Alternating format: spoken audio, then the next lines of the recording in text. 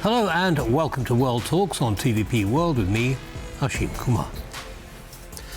As the war around Iran intensifies, Kurdish groups are reportedly discussing cooperation with Washington and possibly opening a new front against Tehran.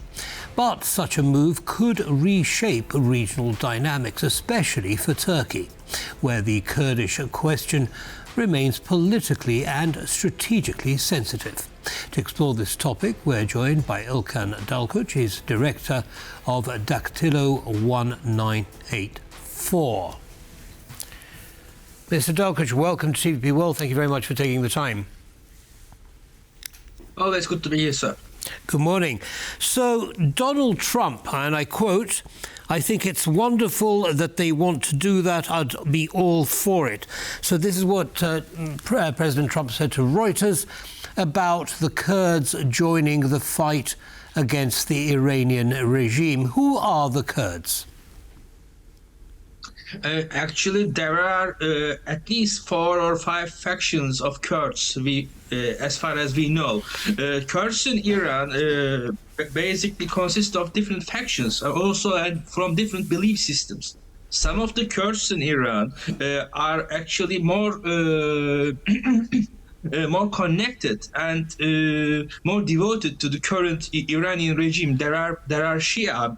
There are actually Shia Muslims, which are located in generally southern parts of Iranian Kurdistan. We can call it nearly Kermanshah regions. But other than that, more than half of the Iranian Kurds are basically Sunni believers, and they are not really as devoted as their Shia brothers. So what is it that makes them, because they're talking to Washington at the moment, what is it that makes them want to talk to Shia, to President Trump, and fight against their own Shia brothers in Tehran? I mean, in Iran, as you know, the system basically relies on the faith of its people, and there are 2 mainly Sunni people living in Iran. One of them is Baluchis, which are located in the southeastern part of Iran, and the other is Kurds, which are located in the northwestern part of Iran. The United States is already was allied and in line with the Kurds in the Middle Eastern conflict, so that they have this already established ties with Kurds. They try to use it, and they try to revitalize this kind of bonds with the Kurds. But it is difficult because the regime in Iran is much more stronger than the regimes we called before the last civil wars of Syria or the occupation of Iraq. The Iranian statehood is much more stronger than the statehoods of Syria or Iraq, so it will be difficult. But there are possibilities of cooperation with the United States and Israel within the frame of the United States and Israeli occupation. But but as Donald Trump, Kurds are also don't really know the real agenda of the United States. We know the agenda of the Israel. They want the total collapse of the Iranian regime, but we really don't know. The Kurds are on the ground, don't really know how consistent or how reliable the United States will be behind them, because in the memory of the Kurds, they really know that. For example, when it comes to fight to ISIS, United States backed the Kurds in Syria. But other than that, when the al-Shara come to power in Damascus, United States actually don't stand behind the Kurds in Syria. They align with the al-Shara government in Damascus, so that Kurds really don't really fully trust United States. Well, they may not fully trust them, Mr. Dalkuç, but the point is that they're talking to them about working with them in Iran. What is the Kurdish agenda? uh, as you know, that there is an idea of an united and independent Kurdistan, and that is not a that's not a close and realistic possibility today. But I know that some Kurds have this kind of feeling, this kind of vision. But in reality, the Kurds in Iran wants to establish their own identity within Iranian borders and within the collapsing and weakening state of Iran.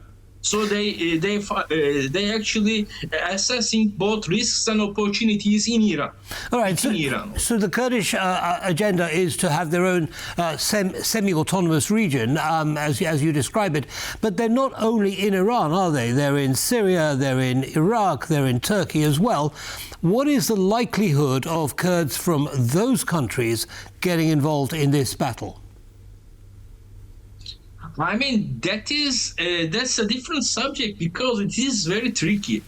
For example, as you know that the majority of Iraq, the strongest Kurdish autonomy is established in Iraq. Iraqi Kurdistan, Kurds have a strong autonomy, but the majority of Iraq is also Shia believers, so they are close to Iran. If they see a betrayal of the Iranian Kurds in Iran, they may also get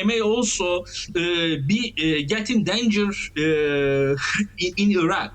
It is very difficult in Middle East. There are different agendas, different equations, so that it is not very likely to be getting aligned with other factions of the Kurds together, because there are different priorities within every part of the Middle East.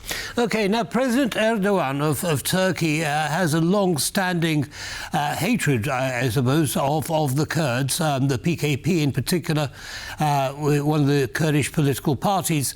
Are they likely to get involved in any Kurdish action in Iran?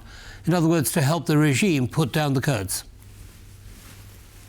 I mean, Turkey has a reapproachment process with the PKK in the last year, so that I don't really see a close and very very aggressive stance with the PKK and Turkey in upcoming months. I don't see a paradigm shift with PKK and Turkey.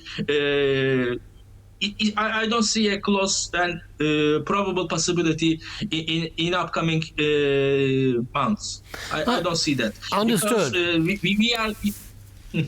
Understood. Now, we talk about the Kurds as though they're the only minority in Iran, but of course they're not. There are Arabs, there are Azeris and so on, and the Azeris are ethnically related to the Turks. So, now, they are the largest minority, about 23-24% of the population. Do you think that this might give Erdogan a chance to gain some influence in Iran by using the Azeris who already live there? I mean, that's a powder keg. Because, for example, when we are talking about the Kurdish minority, one of the main provinces of Iran's Kurdish minorities living is Western Azerbaijan province of Iran, for example. The Western Azerbaijan province of Iran is the border province of Iran to Turkey. And that province nearly consists 50% Kurds, 50% Azeris, for example. It's a very difficult process. You don't actually easily. It